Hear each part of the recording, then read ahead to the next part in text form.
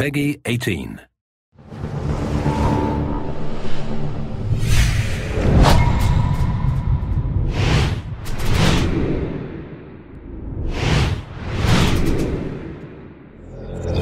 When you look at it, Splinter Cell 1 was a benchmark when it came out, and Splinter Cell 3 was probably the best-looking game of the last generation of consoles. So it was extremely important for us that when we released Splinter Cell Conviction, that it came out as strong.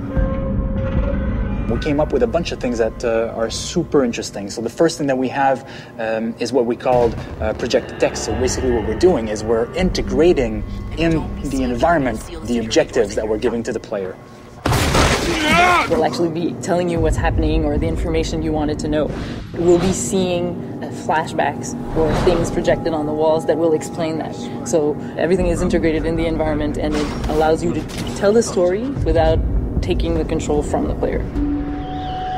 So what Sam is thinking, what's happening somewhere else in the world, it's displayed while you're playing, while you're still immersed into the game. It's Coben, Andre Coben. One of the visions of never taking the controls away from the player is actually to not feel the loadings.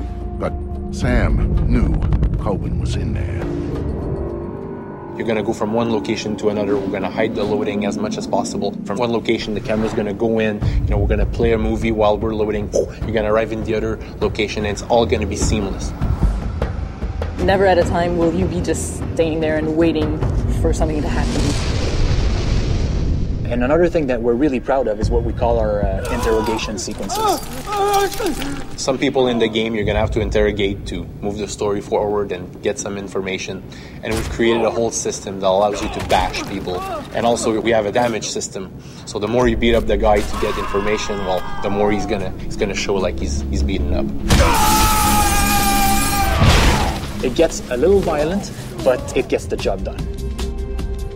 We wanted to have a unity of time and location because we find that makes it a lot more personal for players. It's more interesting story-wise because the events are unfolding a lot faster. So Washington was a very interesting location for us because obviously it's the heart of the United States. It's also a very interesting location for Sam Fisher. He was working for the U.S. government.